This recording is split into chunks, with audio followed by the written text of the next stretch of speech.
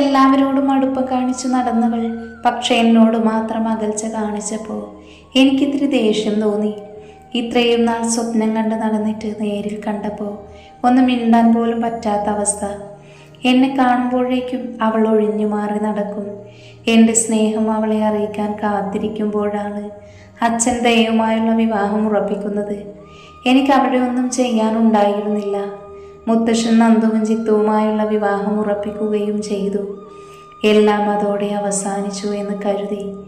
ദയെ ഉൾക്കൊള്ളണോ, നന്ദുവിനെ മനസ്സിൽ നിന്നും പറിച്ചു മാറ്റണോ എന്ന് എനിക്കറിഞ്ഞില്ല.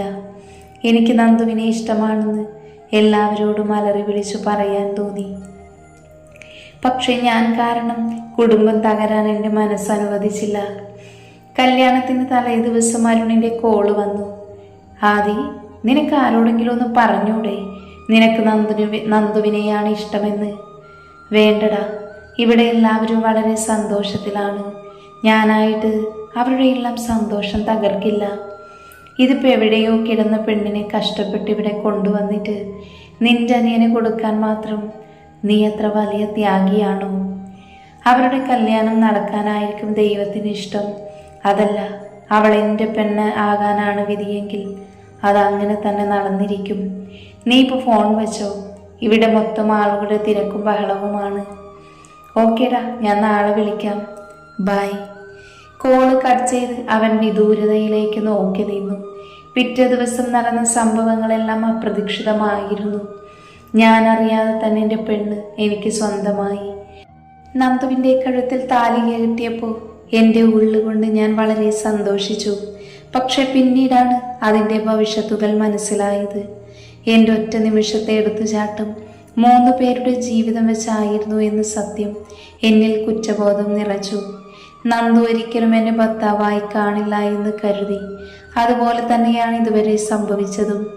ജിത്തുവും ദയയും സന്തോഷത്തോടെ ജീവിക്കുന്നത് കാണാതെ ഒരിക്കലും നമ്മൾ തമ്മിലുള്ള ജീവിതം ഉണ്ടാകില്ല എന്ന് അവൾ എന്നോട് തീർത്തു പറഞ്ഞു. അതിലെനിക്ക് വിഷമമില്ല. എന്നെങ്കിലും അവൾ എന്നെ സ്നേഹിച്ചു തുടങ്ങും. അന്ന് മാത്രമേ ഞാൻ എൻ്റെ മനസ്സ് അവൾക്ക് മുന്നിൽ തുറക്കുകയുള്ളൂ. പക്ഷേ നന്ദു അവനെ സ്നേഹിക്കുന്നത് അവൻ അറിയില്ലല്ലോ. ചിന്തയിൽ നിന്നുണർന്ന ആദ്യ റൂമിലേക്ക് തിരിച്ചു വന്നു. തളർച്ച കൊണ്ട് നന്ദു ഉറങ്ങിപ്പോയിരുന്നു. ആദ്യം അവൾക്കടുത്ത് കിടന്നുകൊണ്ട് അവളുടെ മുഖത്തും മുടിയിലും തലോടിക്കൊണ്ടിരുന്നു. നെറ്റിയിൽ ചുണ്ടുകൾ ചേർത്തു. നന്ദു ഉറക്കത്തിൽ നിന്ന് ചിണുങ്ങിയപ്പോൾ ആദ്യം അവൾക്കരികിൽ നിന്ന് അകന്നു മാറി കിടന്നു. ഉത്സവത്തിന്റെ അവസാന ദിവസം എല്ലാവരും അമ്പലത്തിലേക്ക് യാത്രയായി ഇറങ്ങി. അമ്മമാർ രണ്ടും സെറ്റ് സാരിയായി ഉടുത്തത്. മൈഥിലിയും നന്ദുവും ദയയും സെറ്റുമുണ്ടും അഭി പട്ടുപാവാടയും ബ്ലൗസുമാണ് ധരിച്ചിരുന്നത്. ആണുങ്ങളെല്ലാം ഷർട്ടും മുണ്ടുമായിരുന്നു. നന്ദു മെറൂൺ കളറിലെ ബ്ലൗസിൽ സെറ്റുമുണ്ടിലും സുന്ദരിയായിരുന്നു. കഴുത്തിലൊരു ചോക്കറും താലിമാലയും അവൾ അണിഞ്ഞിരുന്നു. 2 കൈയിലും മെറൂൺ കളറിലെ മെറ്റൽ വളകളും കാതിൽ വലിയ ജിമിക്കിയും. ഒരുങ്ങിറങ്ങി വരുന്ന നന്ദുവിനെ കണ്ട് ആദ്യ പരിസരം പോലും മറന്ന് നോക്കി നിന്നു. അവൻ്റെ നോട്ടം കണ്ട് അജി ആദിയെ തോളിൽ തട്ടിയിട്ട് പറഞ്ഞു, മതിയടേ, ഒന്ന് മയത്തിലൊക്കെ നോക്കിയെന്നേ. ഒന്നുമില്ലെങ്കിൽ അത് നിന്റെ സ്വന്തം പ്രോപ്പർട്ടി തന്നെയല്ലേ. ആദ്യം കലിപ്പിച്ച് നോക്കിയപ്പോഴേക്കും അജി അവിടുന്ന് സ്ഥലം വിട്ടു. അമ്പലത്തിലെത്തിയപ്പോൾ നല്ല തിരക്കായിരുന്നു. നാട്ടിലെ എല്ലാ മതക്കാരും ഉത്സവം കാണാനെത്തിയിരുന്നു. 7 ആനയുടെ ഉത്സവമാണ്. തറവാട്ടിലെല്ലാവരും അമ്പലത്തിൽ കയറി തൊഴുതു. പുറത്തിറങ്ങിയ പെൺപിള്ളേർ കച്ചവടക്കാരുടെ അടുത്തേക്ക് പോയി. ആണുങ്ങൾ ചെണ്ടമേളം ആസ്വദിക്കുകയാണ്. കുറച്ചു കഴിഞ്ഞ് പെൺപിള്ളേരെ കാണാതായപ്പോൾ ജാനകി പറഞ്ഞു, ആദ്യം ഒന്ന് അവരെ വിളിച്ചോണ്ട് വാ. ആദ്യം അവരെ അന്വേഷിച്ച് ചെന്നപ്പോൾ നന്ദു സ്റ്റെപ്പ് കയറി വരുന്നത് കണ്ടു. നന്ദുവിൻ്റെ അടുത്തേക്ക് ആദ്യം നടന്നു. പെട്ടെന്നാണ് നന്ദുവിൻ്റെ കാല് തന്നെ നിലത്തേക്ക് വീഴാനാഞ്ഞത്. നന്ദു കണ്ണുകൾ ഇറുക്കി അടച്ചു. ആരോ തന്നെ താങ്ങി പിടിച്ചതറിഞ്ഞ നന്ദു കണ്ണുകൾ തുറന്നു നോക്കി. ആദിയെ കണ്ട നന്ദുവിൻ്റെ കണ്ണുകൾ വിടർന്നു.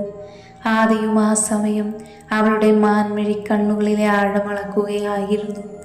2 പേരും പരിസരം മറന്ന് പരസ്പരം കണ്ണുകളിൽ നോക്കി നിന്നു. കുറച്ചു നേരം കഴിഞ്ഞ് നന്ദു അവൻ്റെ കൈകൾ വിടുവിച്ച് അകന്നു മാറി. ആദിയാണെങ്കിൽ കള്ളത്തരം മറയ്ക്കാൻ എന്ന പോലെ അവളോട് ചൂടായി, നിനക്കൊന്ന് നേരെ നോക്കി നടന്നൂടെ? എപ്പോൾ നോക്കിയാലും എൻ്റെ മേലേക്ക് കയറിക്കോളും. അവിയും ദയവും എവിടെ? അവരവിടെ കച്ചവടക്കാരുടെ അടുത്ത് നിൽപ്പുണ്ട്. അമ്മ അന്വേഷിക്കുന്നുണ്ട്, നീ അങ്ങോട്ട് ചെല്ല്, ഞാൻ അവരെ വിളിച്ചിട്ട് വരാം. നന്ദുവും ആദ്യവും അവിടുന്ന് പോയി കഴിഞ്ഞപ്പോൾ അതെല്ലാം നോക്കിക്കൊണ്ട് നിന്നിരുന്ന ജിത്തു പല്ല് ഞെരിച്ചു. അപ്പോഴാണ് അവന്റെ ചുമലിൽ ഒരു കൈ പതിഞ്ഞത്. തിരിഞ്ഞു നോക്കിയ ജിത്തുവിന്റെ മുഖം ദേഷ്യം കൊണ്ട് വരിഞ്ഞു മുറുകി. രുദ്രൻ. ജിത്തു വേഗം തന്നെ തോളത്തുനിന്ന് രുദ്രന്റെ കൈ തട്ടി മാറ്റി. തനിക്കെന്താ മംഗലശ്ശേരിക്കാരുടെ കുടുംബക്ഷേത്രത്തിൽ കാര്യം? അതെന്താ ജിത്തു മോനെ നീ അങ്ങനെ പറഞ്ഞത്? ദേ നോക്കിയേ, ഇവിടെ ക്രിസ്ത്യാനിയും മുസ്ലിമും എല്ലാം വന്നിട്ടുണ്ട്. ദേവീയ വിശ്വാസമുള്ള ആർക്കും ഉത്സവത്തിൽ പങ്കുകൊള്ളാം. ജിത്തു ദേഷ്യത്തോടെ മുഖം തിരിച്ചു നിന്നു. നീ എന്നൊരു ശത്രുവായി കാണരുത്. ഞാൻ നിങ്ങളോടുള്ള ശത്രുതയെല്ലാം ഉപേക്ഷിച്ചു. നല്ലൊരു മനുഷ്യനാവാൻ തീരുമാനിച്ചു. എനിക്ക് നീ പറഞ്ഞതിൽ ഒട്ടും വിശ്വാസമില്ല. നീ എന്നെ വിശ്വസിക്കണമെന്ന് ഞാൻ പറയുന്നില്ല. പക്ഷെ നിന്റെ ചേട്ടൻ ആദിയെ നീ കുടിച്ച വെള്ളത്തിൽ വിശ്വസിക്കരുത്. അവനാണ് സത്യത്തിൽ നിന്റെ യഥാർത്ഥ ശത്രു. ജിത്തു രുദ്രനെ നോക്കി നെറ്റിച്ചുളിച്ചു. നീ സ്നേഹിച്ച പെണ്ണിനെ അവൻ തട്ടിയെടുത്തു. അത് പോട്ടെ, ഇപ്പൊ മംഗലശ്ശേരി ഗ്രൂപ്പിന്റെ 60% സ്വത്തും അവന്റെ കയ്യിലല്ലേ എത്താൻ പോകുന്നത്. അവന്റെ അച്ഛന്റെ വക സ്വത്തും അമ്മായിയുടെ പേർക്ക് എഴുതി വെച്ച സ്വത്തും അവന് തന്നെ കിട്ടും. നീ ശരിക്കും മണ്ടനാണ്. ഒടുക്കം നിന്നെ പിടിച്ചവൻ പുറത്തേക്ക് എറിയും. നിനക്ക് അവൻ ആ പെണ്ണിനെ പ്രേമിച്ചു നടക്കുന്നത് കാണാനേ യോഗമുള്ളൂ. ജിത്തുവിന് തല ഭ്രാന്ത് പിടിക്കുന്നത് പോലെ തോന്നി. താനൊന്നും നിർത്തുന്നുണ്ടോ? താൻ എന്തിനാ ഇതൊക്കെ അറിയുന്നത്? താൻ പറഞ്ഞതൊക്കെ ഞങ്ങളുടെ കുടുംബകാര്യങ്ങളാണ്. അതിൽ മറ്റുള്ളവർ തലയിടേണ്ട ആവശ്യമില്ല. ജിത്തു അത് പറഞ്ഞ് അവിടെ നിന്ന് ദേഷ്യത്തിൽ നടന്നുപോയി. മനസ്സ് അസ്വസ്ഥമായതിനാൽ ജിത്തു ഉത്സവത്തിൽ പങ്കുകൊള്ളാതെ നേരെ പോയത് ബാറിലേക്കായിരുന്നു. അവന്റെ ഫോണിലേക്ക് കുറെ ഫോൺ കോളുകൾ വന്നെങ്കിലും അവൻ ഫോൺ എടുത്തില്ല. അവിടെ ഇരുന്ന് മദ്യപിച്ചുകൊണ്ടിരിക്കുമ്പോൾ അവന്റെ ഓപ്പോസിറ്റ് ടേബിൾ 2 പേർ വന്നിരുന്നു, രുദ്രനും ഇന്ദ്രനും. രുദ്രനെ കണ്ട ജിത്തു ദേഷ്യത്തോടെ പറഞ്ഞു, താൻ എന്തിനാ എന്റെ പുറകെ നടക്കുന്നത്? ഞാൻ നിന്റെ പുറകെ ഒന്നും വന്നതല്ല. ഞങ്ങൾ 2 പേരും കൂടി ഒന്ന് ചെറുത്ത് തെളിക്കാമെന്ന് കരുതി കയറിയതാ. അപ്പോഴാണ് നിന്നെ കണ്ടത്. അവർ നോക്കി നിൽക്കെ ജിത്തു വെള്ളം കൂട്ടാതെ 2 പേർക്ക് പെട്ടെന്നൊഴിച്ച് കുടിച്ചു. ഇത് കണ്ട രുദ്രനും ഇന്ദ്രനും പരസ്പരം നോക്കി. വെള്ളം കൂട്ടാതെ നല്ല അടിയാണല്ലോ. ഇങ്ങനെ കുടിച്ച കൂമ്പുപാടി പോകും. പെട്ടെന്ന് പരലോകത്തേക്ക് പോകാം. ഞാൻ ചത്ത നിങ്ങൾക്കെന്താ പ്രശ്നം? എൻ്റെ വീട്ടുകാർക്കില്ലാത്ത വിഷമമാണ് മറ്റുള്ളവർക്ക്. ജിത്തു അത് പറഞ്ഞ് ചുണ്ടുകൊട്ടി. നിനക്ക് ആ പെണ്ണിനെ നഷ്ടപ്പെട്ടതിൽ നല്ല വിഷമമുണ്ടെന്ന് എനിക്ക് മനസ്സിലായി. നഷ്ടപ്പെട്ടതോർത്ത് വിഷമിച്ചിരിക്കുകയല്ല വേണ്ടത്, അത് നേടിയെടുക്കാൻ ശ്രമിക്കണം. ജിത്തു ഒന്നും മനസ്സിലാവാതെ രുദ്രനെ നോക്കി. നിനക്ക് ആ പെണ്ണിനെ കിട്ടാൻ ഞങ്ങൾ നിന്നെ സഹായിക്കാം. നിങ്ങൾ എന്താ പറയുന്നത്? അവളിപ്പോ ആദിയേട്ടന്റെ ഭാര്യയല്ലേ? നിന്റെ ആദിയേട്ടൻ ജീവനോടെ ഉണ്ടെങ്കിലല്ലേ അവൾ അവന്റെ ഭാര്യയാകൂ. ജിത്തു അത് കേട്ട് സ്തംഭിച്ചിരുന്നു. നീ ഇങ്ങനെ ആ പെണ്ണിനെ കുറിച്ചോർത്ത് കുടിച്ച് ചാവുന്നതിനേക്കാൾ നല്ലത് അവനെ അങ്ങോട്ട് തീർത്തിട്ട് അവളെ സ്വന്തമാക്കുന്നതല്ലേ. ജിത്തു നിഷേധാർത്ഥത്തിൽ തലയാട്ടി. നീ ഒന്ന് ആലോചിച്ച് നോക്ക്. നിനക്ക് സമ്മതമാണെങ്കിൽ ഞങ്ങൾ നിന്റെ കൂടെ നിൽക്കാം. ഇതാ എൻ്റെ കോണ്ടാക്ട് നമ്പർ. നിനക്ക് ഓക്കെ ആണെങ്കിൽ ഇതിലേക്ക് വിളിക്ക്. രുദ്രനും ഇന്ദ്രനും ഓരോ പെഗടിച്ചതിനു ശേഷം ജിത്തുവിനെ നോക്കി ഗൂഢമായി ചിരിച്ചുകൊണ്ട് അവിടെ നിന്ന് പോയി. അവർ പോയി കഴിഞ്ഞപ്പോൾ ജിത്തു രുദ്രൻ കൊടുത്ത ഫോൺ നമ്പറിലേക്കൊന്ന് നോക്കിയ ശേഷം അത് ഷർട്ടിന്റെ പോക്കറ്റിലിട്ടു. ജിത്തു കണ്ണുകൾ അടച്ചിരുന്നു. ആദിയേട്ടനെ കൊല്ലാനാണ് അവരെന്നെ കൂട്ടുവിളിക്കുന്നത്. എനിക്കതിന് സാധിക്കുമോ?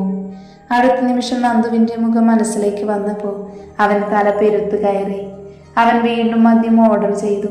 ബോധം മറയുന്നത് വരെ കുടിച്ചു. ബോധം മറയുന്ന അവസാന നിമിഷത്തിലും അവൻ പറഞ്ഞുകൊണ്ടിരുന്നു, നന്ദു, നീ എൻ്റെയാണ്, ഈ ജിത്തുവിൻ്റെ മാത്രം. ഉത്സവം കഴിഞ്ഞ് എല്ലാവരും തറവാട്ടിലെത്തിയിട്ടും ജിത്തു എത്തിയില്ല. രാത്രിയായിട്ടും അവനെ കാണാതെ എല്ലാവരും ടെൻഷനായി. അജി അവൻ്റെ ഫോണിലേക്ക് 3-4 തവണ വിളിച്ചു നോക്കിയെങ്കിലും കോൾ എടുക്കുന്നുണ്ടായിരുന്നില്ല. പിന്നെ വിളിച്ചപ്പോൾ ഫോൺ സ്വിച്ച് ഓഫ്. ജിത്തുവിൻ്റെ കൂട്ടുകാരെ വിളിച്ചു നോക്കിയപ്പോൾ അവിടെയെങ്ങും ചെന്നിട്ടില്ല എന്ന് പറഞ്ഞു. സാധാരണ അവൻ അങ്ങനെ പോകാറുണ്ടെങ്കിലും കൂട്ടുകാരുടെ കൂടെയായിരിക്കും ഉണ്ടാകാറ്. അവരുടെ അടുത്തൊന്നും ചെന്നിട്ടില്ല എന്നറിഞ്ഞ് സത്യഭാമ വിഷമിക്കാൻ തുടങ്ങി. അജിയും ആദിയും കൂടി അവനെ തിരിഞ്ഞ് പുറത്തേക്കിറങ്ങി. അവൻ പോകാൻ സാധ്യതയുള്ള സ്ഥലങ്ങളിലെല്ലാം ചെന്ന് അന്വേഷിച്ചു. അവസാനം അജി ആദിയോട് പറഞ്ഞു, എടാ ആദി, എനിക്കൊരു സംശയം, നമുക്കൊന്ന് ബാറിൽ പോയി നോക്കിയാലോ? ഈയിടെയായി അവൻ അല്പം കൂടി കൂടുതലാണ്. അവർ ബാറിലെത്തിയപ്പോൾ ബോധമില്ലാതെ മേശന്മേൽ തലവെച്ച് കിടക്കുന്ന ജിത്തുവിനെയാണ് കണ്ടത്. ഇവനെ കൊണ്ട് തോറ്റല്ലോ. ആദി, നീ വന്ന് പിടിക്ക്. അവരവനെ പൊക്കിയെടുത്ത് വണ്ടിയിലിട്ട് തറവാട്ടിലേക്ക് കൊണ്ടുപോയി. തറവാട്ടിലെത്തിയപ്പോൾ ബോധമില്ലാതെ എടുത്തോണ്ട് വരുന്ന ജിത്തുവിനെ കണ്ട് സത്യഭാമ കരഞ്ഞ് നിലവിളിച്ചു. അയ്യോ, എൻ്റെ മോനെന്തു പറ്റിയതാ? ഒന്നുമില്ല ചെറിയമ്മേ, അവൻ കുടിച്ച് ഓവറായി പോയതാ. ഇവനിപ്പോൾ കൊണ്ടുപോയി കിടത്തട്ടെ, നാളെ സംസാരിക്കാം.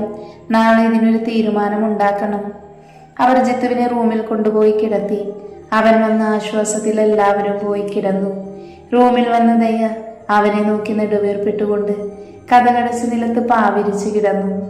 അതെങ്ങനെയാ? കുടുംബത്തിലുള്ളവരോട് കുറച്ചെങ്കിലും സ്നേഹം വേണം. പോട്ടെ, അവനവനോടെങ്കിലും സ്നേഹം വേണം. അതുണ്ടെങ്കിൽ ഇങ്ങനെ സ്വയം കുടിച്ച് നശിക്കുമോ? ദയയുടെ ഒച്ചപ്പാട് കേട്ടാണ് ജിത്തു കണ്ണു തുറന്നത്. പറയുന്നതിനോടൊപ്പം ആള് മേശോതുക്കൽ എന്ന പേരിൽ അതിന്മേലുള്ള സാധനങ്ങളെല്ലാം അടിച്ചു പൊളിക്കുന്നുണ്ട്. ജിത്തു ഇവൾക്ക് ഇതെന്തു പറ്റിയെന്ന് ചിന്തിച്ച് കണ്ണു തിരുമ്മി എഴുന്നേറ്റിരുന്നു. ജിത്തു എഴുന്നേറ്റിരിക്കുന്നത് കണ്ട ദയ ഇടുപ്പിൽ കൈകുത്തിക്കൊണ്ട് ചോദിച്ചു, ഓ, എഴുന്നേറ്റോ മഹാന്? ഇന്നലത്തെ കെട്ടിറങ്ങിയോ? ജിത്തു ദയയെ നോക്കി ചിരിച്ചു. ചിരിക്കണ്ട, ഇന്നലെ എല്ലാവരെയും പേടിപ്പിച്ചപ്പോൾ സമാധാനമായല്ലോ. എന്തിനാ ഉത്സവത്തിന്റെ ഇടയിൽ നിന്ന് പൊയ്ക്കളഞ്ഞത്? എല്ലാവരും കുറേ വിഷമിച്ചു. അജിയേട്ടനും ആദിയേട്ടനും കൂടി എവിടേക്ക് നോക്കിയെന്നറിയുമോ? ജിത്തു അത് കേട്ട് ചുണ്ടുകൊട്ടി. അവസാനം ബാറിൽ നിന്ന് പൊക്കിക്കൊണ്ട് വരികയായിരുന്നു. ആദിയേട്ടൻ ജിത്തുവേട്ടനെ കാണാനിരിക്കുകയാ. നോക്കിക്കോ, നല്ലത് കിട്ടും. ആദിയുടെ പേര് കേട്ട ജിത്തുവിന് കലി കയറി. അവളുടെ ഒരു ആദിയേട്ടൻ, എന്താടി നിനക്ക്? ഇതുവരെ മറക്കാൻ പറ്റിയില്ലേ അയാളെ? ജിത്തുവേട്ട, എന്തൊക്കെയായി പറയുന്നത്? ഞാനൊരു കാര്യം പറഞ്ഞേക്കാം. ഭാര്യ പദവി വെച്ചിട്ട് എൻ്റെ മേലേക്ക് കുതിര കയറാൻ വന്നവരുണ്ടല്ലോ, ഈ ജിത്തുവിൻ്റെ യഥാർത്ഥ സ്വഭാവം നീ അറിയും. ഞാൻ ചിലപ്പോൾ കുടിക്കും, കുടിക്കാതിരിക്കും. അതിലൊന്നും നീ ഇടപെടാൻ നിൽക്കണ്ട, കേട്ടല്ലോ? ജിത്തുവിൻ്റെ പെട്ടെന്നുള്ള സ്വഭാവ മാറ്റത്തിൽ ആദ്യമൊന്ന് പതറിയെങ്കിലും ദൈവം വിട്ടുകൊടുക്കാൻ നിന്നില്ല. ജിത്തുവേട്ടൻ കുടിക്കുക, ചാവുക, എന്തു വേണമെങ്കിലും ചെയ്തോ, അതിനെനിക്കെന്താ? അമ്മയുടെ ഇന്നലത്തെ സങ്കടം കണ്ട് പറഞ്ഞു പോയതാ. ദയ ചവിട്ടിത്തുള്ളി റൂമിന് പുറത്തേക്ക് പോയി. ജിത്തു റൂമിന് പുറത്തേക്ക് ഇറങ്ങാൻ കൂട്ടാക്കിയില്ല. കുറച്ചു നേരം കഴിഞ്ഞപ്പോൾ ആദി ജിത്തുവിൻ്റെ റൂമിലേക്ക് വന്നു. ജിത്തു അപ്പോൾ ബെഡിൽ കിടക്കുകയാണ്. ആദിയെ കണ്ട ജിത്തു മുഖം വെട്ടിച്ച് ജനാലയിൽ കൂടെ പുറത്തേക്ക് നോക്കിയിരുന്നു. ആദി ജിത്തുവിൻ്റെ അരികിൽ വന്നിരുന്നു. എന്തിനാ ജിത്തു മോനെ നീ ഇങ്ങനെ സ്വയം കുടിച്ച് നശിക്കുന്നത്? ജിത്തു കേൾക്കാത്തതുപോലെ ഇരുന്നു. ആദി ജിത്തുവിൻ്റെ കൈകളിൽ പിടിച്ചു. പെട്ടെന്ന് ജിത്തു അവൻ്റെ കൈകൾ തട്ടിമാറ്റി. ജിത്തുവിൻ്റെ ആ പ്രവൃത്തിയിൽ ആദിയുടെ മനസ്സ് നീറി. നിനക്കിപ്പോഴും എന്നോട് ദേഷ്യമാണോ? എടാ, ഞാൻ മനഃപൂർവ്വം ഒന്നും ചെയ്തിട്ടില്ല. എല്ലാം അപ്പോഴത്തെ സാഹചര്യത്തിൽ സംഭവിച്ചു പോയതാ. നീ എന്നോട് ക്ഷമിക്കില്ലേ? ജിത്തു ആദി എന്നൊരു വ്യക്തി അവിടെ ഉണ്ടെന്ന ഭാവം പോലും കാണിച്ചില്ല. ആദിയുടെ കണ്ണിൽ നിന്ന് മുതിർന്നു വീണ കണ്ണുനീര് ജിത്തുവിൻ്റെ കൈകളിൽ പതിച്ചു. ജിത്തു ഞെട്ടിക്കൊണ്ട് മുഖം ഉയർത്തി ആദിയെ ഒന്ന് നോക്കി. അപ്പോഴേക്കും ആദി കണ്ണുകൾ തുടച്ചുകൊണ്ട് റൂമിൽ നിന്ന് പുറത്തേക്ക് ഇറങ്ങിപ്പോയിരുന്നു. ആദി കരയുന്നത് കണ്ട ജിത്തുവിനെന്തോ വിഷമം തോന്നി. ആദ്യമായാണ് ആദിയേട്ടൻ കരയുന്നത് കാണുന്നത്. ആദിയേട്ടൻ പറയുന്നത് ഒരു പക്ഷേ ശരിയായിരിക്കുമോ? എല്ലാം എൻ്റെ തെറ്റിദ്ധാരണ മാത്രമായിരിക്കുമോ? ജിത്തുവിൻ്റെ മനസ്സ് ആശയക്കുഴപ്പത്തിലായി. ചിലപ്പോൾ അപ്പോഴത്തെ സാഹചര്യം കൊണ്ടായിരിക്കും ആദിയേട്ടൻ നന്ദുവിൻ്റെ കഴുത്തിൽ താലി കെട്ടിയത്. അല്ലെങ്കിൽ ആദിയേട്ടൻ ഒരിക്കലും അങ്ങനെ ചെയ്യാൻ സാധ്യതയില്ല. ശരിയാണ്, ഞാനെപ്പോഴും എൻ്റെ കാര്യം മാത്രമേ നോക്കിയുള്ളൂ. നന്ദുവിനെ കിട്ടാത്തതിൻ്റെ ദേഷ്യം കൊണ്ട് ഞാൻ ആദിയേട്ടൻ പറയുന്നത് കേൾക്കാൻ കൂട്ടാക്കിയില്ല. ഞാൻ ആദിയേട്ടനെ കേൾക്കാനുള്ള ക്ഷമ കാണിക്കണമായിരുന്നു. ജിത്തു കുറേ നേരം ഇരുന്ന് ആലോചിച്ചു.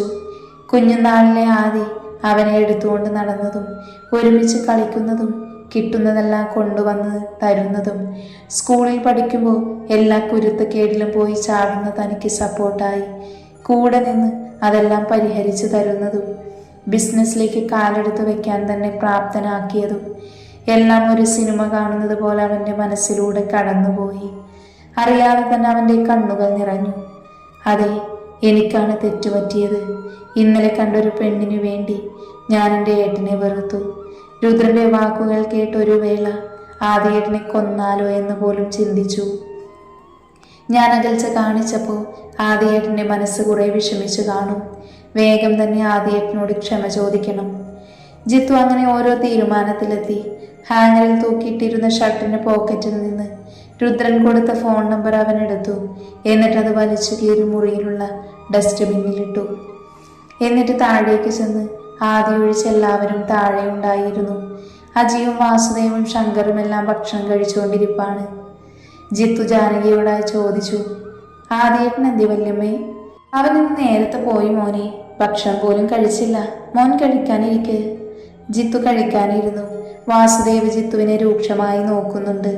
ജിത്തു ഒരു വളിഞ്ഞ ചിരി വാസാക്കിയിട്ട് ഫുഡിൽ കോൺസെൻട്രേറ്റ് ചെയ്തു. അജി ഭക്ഷണത്തിൽ നോക്കിക്കൊണ്ടിരിക്കുന്ന ജിത്തുവിനോടായി ചോദിച്ചു, എന്താ നിന്റെ തീരുമാനം?